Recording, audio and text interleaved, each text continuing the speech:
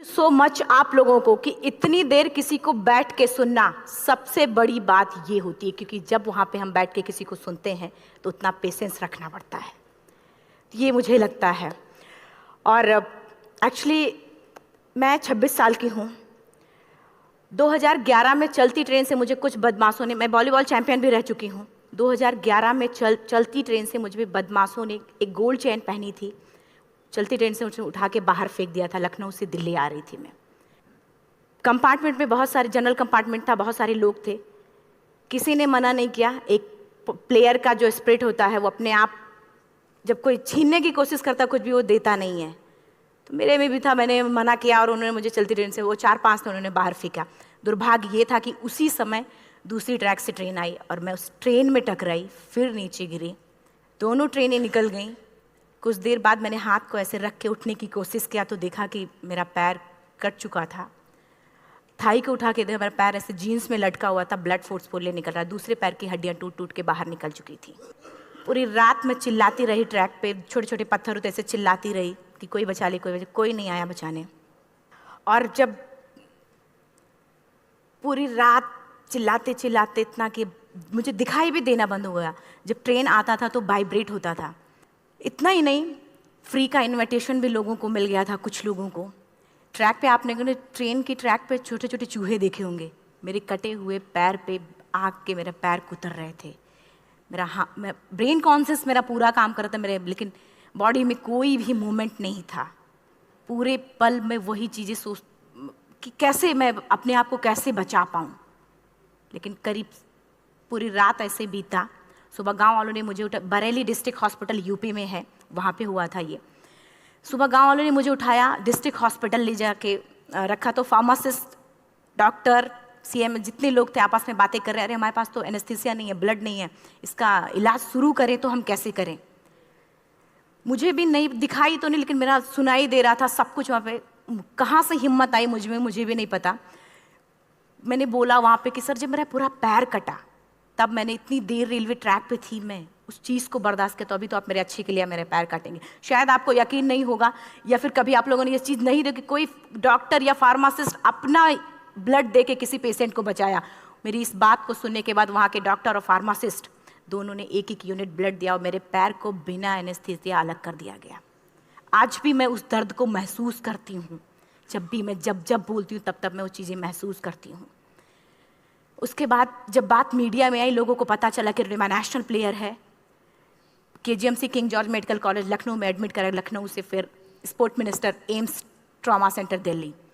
तब तक सब ठीक ठाक चल रहा था, प्लेयर होने की वजह से अच्छा ट्रीटमेंट मिलना शुरू हुआ। करीब 4 महीने मैं एम्स में रही। एम्स में रहने के बाद जब मैं थोड़ा ठीक हुई, करीब 25 दिन बाद जब ठीक हुई, न्यूज़पेपर में गोल गोल लिख के अरे अरुणिमा के पास टिकट नहीं था, अरुणिमा ट्रेन से कूद गई।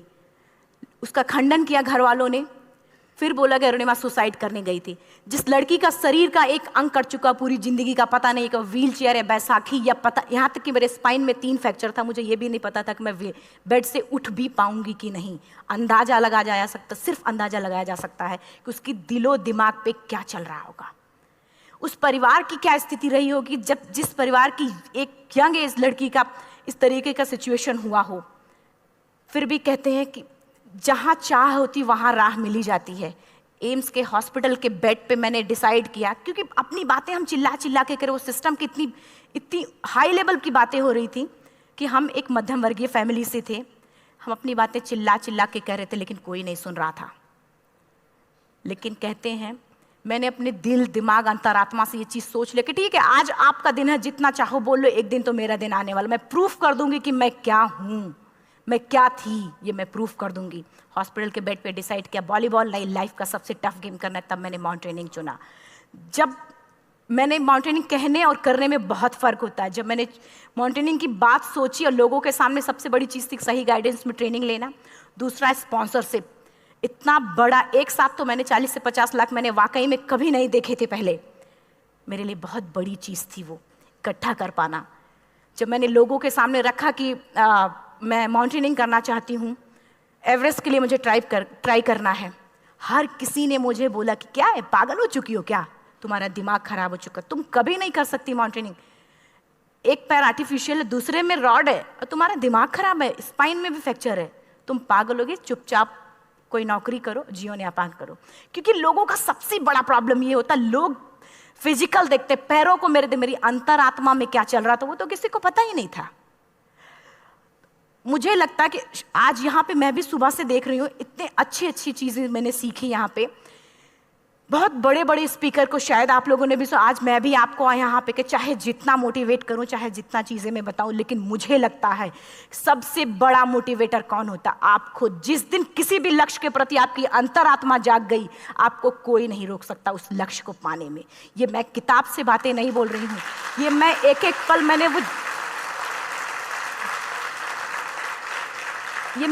कोई भी किताब की बातें नहीं, एक एक पल आज जो मेरा 26 साल का एक्सपीरियंस है वो मैं बता रही हूँ सिर्फ आपको।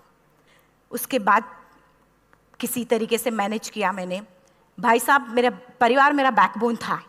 परिवार ने मुझे, भाई साहब ने मुझे कहा कि मैडम बछेंद्री पाल जिन्होंने 1984 में एवरेस्ट समिट किया, उनसे मिलते हैं, वो जरूर कुछ ना कुछ करेंगे। हॉस्पिटल से निकलने के बाद मेरे राइट लेग में स्टिचेस लगी थी। मैंने डायरेक्टली घर जाने की बजाय, जब लोग ये सोचते हैं कि मुझे अपना जीवन यापन कैसे करना है, जब लोग ये सोचते हैं कि मुझे अपनी ज़िंदगी के मेरे दिमाग में सिर्फ 2 चीज़ें चल रही थी, मुझे इनका जवाब कैसे देना है और एवरेस्ट समिट कैसे करना है। फर्स्ट तुरंत गए बछेंद्री मैम के पास। जब मिले, मैम ने फर्स्ट टाइम जब मुझे देखा तो उन्होंने कहा, अरुणिमा, उनकी आंखों में आंसू आ गए। उन्होंने बोला, अरुणिमा, तूने ऐसी हालात में एवरेस्ट जैसे दुरूह पहाड़ के बारे में सोचा तो तूने अपने अंदर तो एवरेस्ट फतह कर लिया, अब तो सिर्फ लोगों के लिए। मेरे परिवार को छोड़ के बाहर की पहली ऐसी महिला थी जिन्होंने मुझ पे भरोसा किया था कि हाँ अरुणिमा, तुम कर सकती हो। मेरे लिए वही बहुत बड़ी चीज़ थी। प्लानिंग भी कर ली, मैम भी मिल गई, सब हो गया। लेकिन जब उतरते हैं फील्ड में तब पता चलता कि हम क्या हैं। रोड हेड से मैं पहुंच गई। मैडम ने कहा कि ठीक है, तुम्हारे कहने, तुम्हारे सोचने से कुछ नहीं होगा अरुणिमा, प्रूफ करो कि कर सकती हो। मैंने कहा बस एक मौका चाहिए मुझे। वाकई में जब मैं माउंटेन में पहुंची, रोड हेड से बेस कैंप लोगों को 2 मिनट लगता था, मुझे 3-3 घंटे लगते थे, क्योंकि मेरे राइट लेग की हड्डियां भी नहीं जुड़ी थी। लेफ्ट मेरा आर्टिफिशियल लग चुका था, लेकिन स्टंप एकदम रेड, उसका मतलब घाव एकदम नए थे। मैं अगर पैर रखती थी तो मेरे पैर से जोर से अगर दबा देती थी तो पैर से मेरे ब्लड आने लगता था। सारे लोग नॉर्मल थे वहाँ पे। हर कोई ये बोलता कि एक पीक के लिए जाते थे तो हर कोई मुझे ये बोलता कि अरुणिमा, तुम धीरे धीरे आओ। मेरे दिमाग में हर बार यही बात चलती थी कि क्या है, मैंने एवरेस्ट का प्लान किया, मैं इनके बराबर भी नहीं चल पा रही हूँ। खुद से संकल्प लिया कि कोई बात नहीं, एक दिन ऐसा आएगा कि मैं इनसे पहले जाऊँगी। और आपको शायद यकीन ना हो, आने वाले 8 महीने बाद पूरा का पूरा वेट उठा के बेस कैंप से साथ निकलते और टॉप पे पहले पहुंचते। ऐसे करके देखते थे कि अरे ये लोग तो पीछे। खुशी होती थी। उससे भी ज़्यादा मुझे खुशी तब होना शुरू हुआ जब वो सारे लोग आके मुझसे ये पूछते, मैडम खाते क्या हो, बता दो, पैर नहीं है फिर भी कैसे चलते हो। उसके बाद पूरा मुझे स्पॉन्सरशिप मिला। मैं जब एवरेस्ट के लिए गई, मेरे लिए सबसे बड़ा, एवरेस्ट की जर्नी में मेरे सबसे बड़ा चैलेंज यही था कि दूसरे को समझा पाना। मैं नहीं समझा पाती कि भाई मैं कर सकती हूँ। जब मैं एवरेस्ट के लिए, शेरपा होता, शेरपा को जब ये बात पता चला कि मेरा प्रोस्थेटिक लेग है, आर्टिफिशियल लेग है, दूसरे में रॉड, बोला नहीं ले जा सकता, इसकी वजह से तो मेरी भी जान जाएगी। मैडम ने, हमने सबने कन्विंस किया किसी तरीके से। मन वाकई में जो टीवी में हम और उसमें फोटोज़ में देखते हैं, ब्लू और ग्रीन आइस, हिला देने वाला होता। जितना सुंदर दिखता उतना ही हिला देने वाला होता। जब मैं हमारे ग्रुप में 6 लोग थे, रॉकी एरिया तक मैं सबसे पहले थी, लेकिन जैसे ही मैं ग्रीन और ब्लू आइस में गई, मेरा आर्टिफिशियल लेग स्लिप कर जाता था। फ्रंट पॉइंटिंग से, जब मैं फ्रंट क्रैम्पोन से फ्रंट पॉइंटिंग मारती थी, लेफ्ट से पेन होता था तब भी करते, लेकिन आर्टिफिशियल जैसे फ्रंट पॉइंटिंग मूव हो जाता, मेरा पैर ही मूव हो जाता था। शेरपा मुझे बोला नहीं हो सकता अरुणिमा, जबरदस्ती मत करो। मैंने कहा कुछ नहीं, ये मेरा पैर है, मैं जानती हूँ कैसे चलेगा। फाइनली 1-2 बार 3 बार करने, 4 बार 5 बार होल हो जाता था। आइस थोड़ा टूट के निकलता था तो मैं वहाँ पैर रख के जाती थी। कैंप 3 तक ठीक था, प्रॉपर एक्लेमेटाइज किया अपने आप। कैंप 3 तक जनरली गए। बात जब कैंप 3 के ऊपर की होती है, साउथ कोल समिट, अच्छे माउंटेनियर, अच्छे दिलेर के हौसले धरे के धरे तब रह जाते हैं जब अपनी आंखों के सामने किसी को मरता देखता है, और दिमाग में बात, जब जिसको डिसीजन मेकिंग, और जब दिमाग में बातें जब ये आने लगती हैं कि अरे जिस चीज़ के लिए हम जा रहे हैं उसी चीज़ के लिए आदमी मर रहा है, इसी चीज़ के लोग लिए मर चुके हैं। रात में क्लाइंबिंग, ज़्यादा से ज़्यादा माउंटेनिंग रात में की जाती है क्योंकि वेदर शांत होता है। जब मैं रात में निकली साउथ कोल से, कैंप 4 से, मेरी हेडलाइट जिधर ही हेडलाइट जा रही थी उधर ही डेड बॉडीज़ मुझे नज़र आ रही थी। मेरे रोंगटे खड़े हो रहे थे, मुझे समझ में नहीं आ रहा था कि मैं करूं तो क्या करूं। इतना ही नहीं, मैं जिस रोप में थी उसी रोप में जब मैं आगे जा रही हूं और एक बांग्लादेशी, उनका हाथ हल्का हल्का ऐसे हिल रहा, मुंह से आवाज आ रही थी। मैं एक्सप्लेन नहीं कर सकती मुझे कितना डर लग रहा था। बार बार ये बार बार मन में आती, इसका ऑक्सीजन खत्म हुआ है, ये मर चुका है लास्ट सिचुएशन में, और हम कुछ नहीं कर पा रहे हैं, क्या करें। उसके बाद मैंने 10 से 15 मिनट सिर्फ मैं वहाँ खड़ी रही। मैंने सिर्फ इतना बोला कि अगर आप सभी में से सभी ने एवरेस्ट सबमिट कर लिया तब तो ठीक है, अगर नहीं सबमिट किया है मैं सबके लिए एवरेस्ट सबमिट करूँगी और जिंदा वापस जाऊँगी। क्योंकि जैसा हम सोचते हैं हमारी बॉडी उसी तरीके से जनरेट करना शुरू करती है। मैंने डेड बॉडी, क्योंकि जा ही नहीं सकते थे किनारे से, उसी रोप में वो एंकर है, डेड बॉडी को लांगी और लांग के जाना शुरू किया।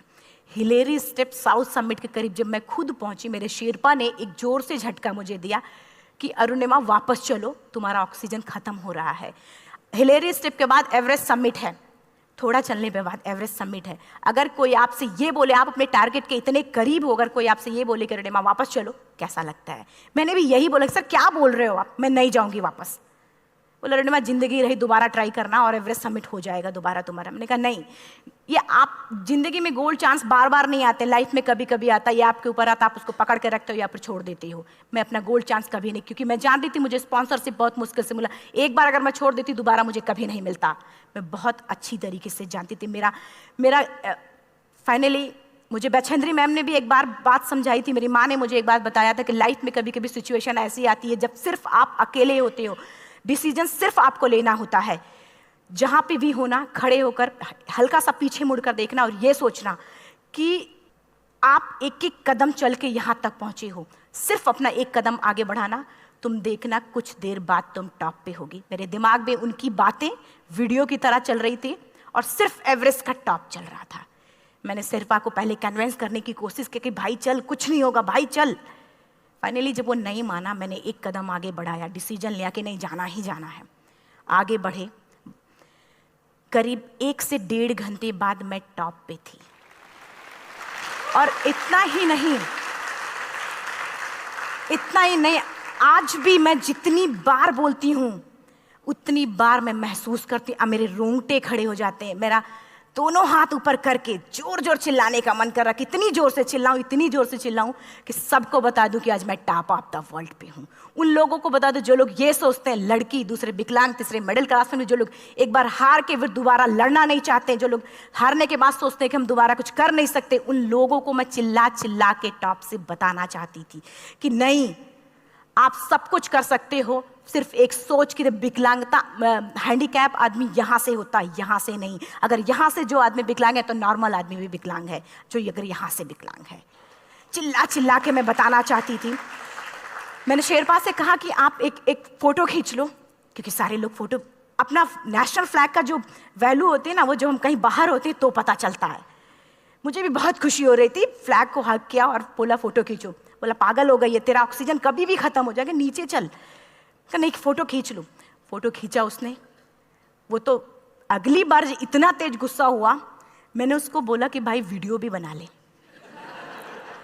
8848 की हाइट पे ऑक्सीजन खत्म हो रहा है, आज हम भी हंस रहे हैं आप लोगों के साथ क्योंकि यहाँ पूरा ऑक्सीजन है।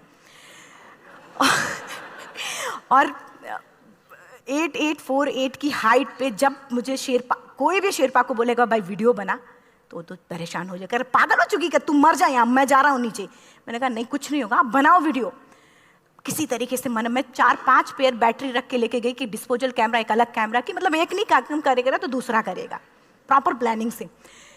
शायद आप लोग भी सोचो कि वाकई में लड़की को इतना बड़ा रिस्क लेने की क्या जरूरत थी, कि जिंदगी कभी भी जा सकती थी इसकी। लेकिन मैंने वो रिस्क लिया क्यों? क्योंकि मैं चाहती थी, कहीं ना कहीं से मेरे भी दिमाग में ये बात आ चुका था कि मैं जिंदा वापस ना जाऊं।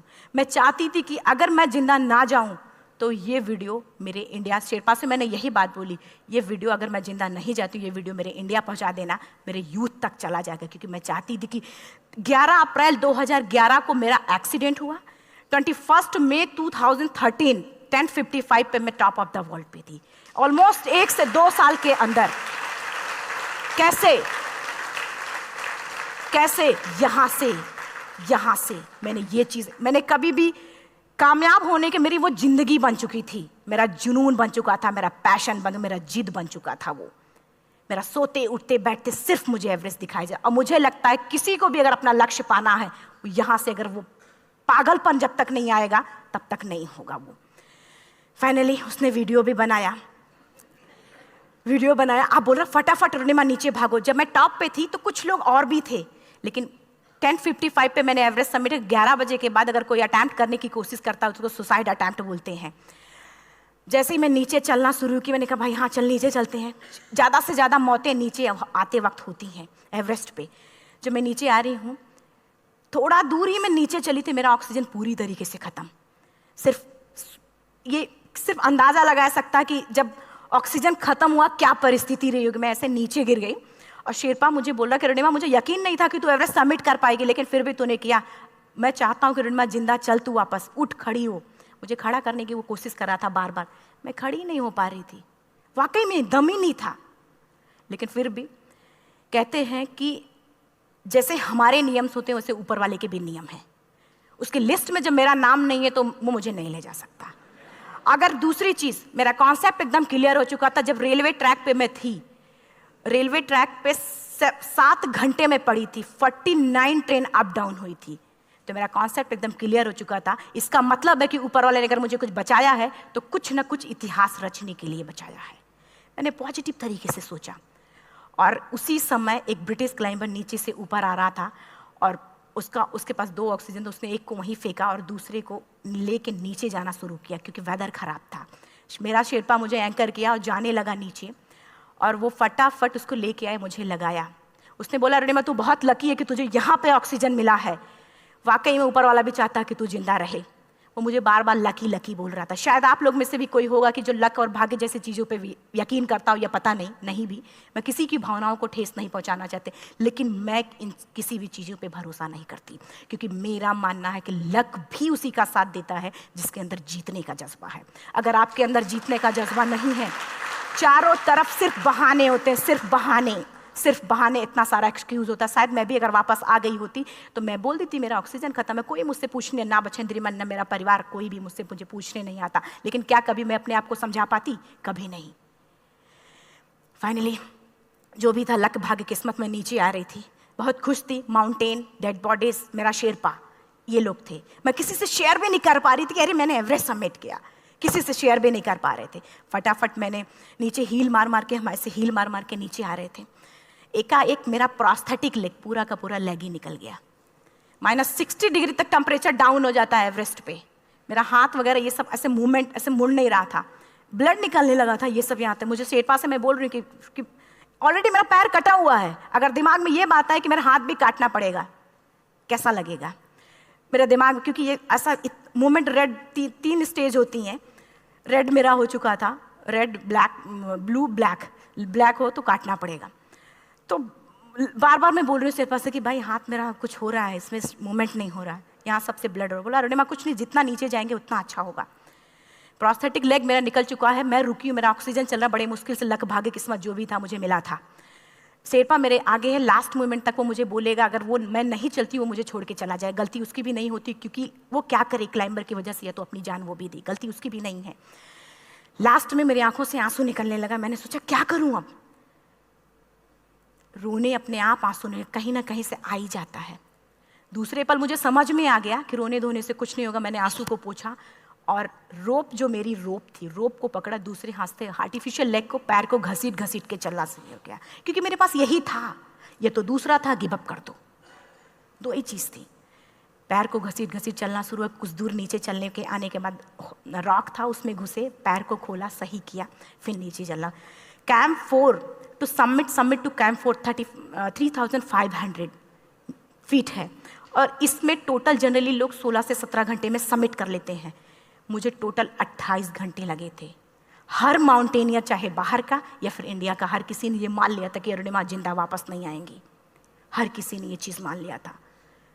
लेकिन मुझे लगता, जब मैं वापस साउथ कोल पहुंची, जब मैं टेंट का जिप खोला, मैंने हर किसी ने कहा कि अरे तू यहाँ है, हम तो सब सोच लिए थे तू चली गई। हर किसी ने ये बोला था। फिर सब खुशी मना रहे थे हम सब।